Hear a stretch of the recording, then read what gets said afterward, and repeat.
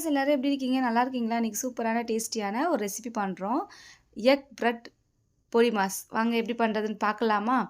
அதுக்கு ஃபஸ்ட்டு ஒரு பாத்திரம் வச்சுட்டு அதில் ஆயில் ஊற்றிட்டு 1/2 டீஸ்பூன் சோம்பு, ஒரு பெரிய வெங்காயத்தை கட் பண்ணி வச்சுருக்கேன். அதையும் போட்டு நல்லா வதக்கிக்கலாம்.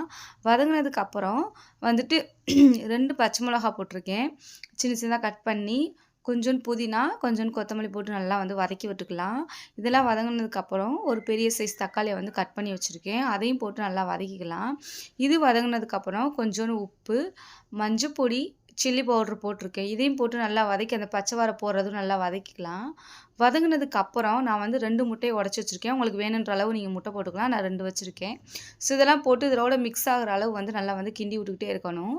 நல்லா கிண்டி விட்டதுக்கப்புறம் நான் வந்துட்டு லைட்டாக கரம் மசாலாவும் மேலே தூவி விட்டுக்கிட்டேன்.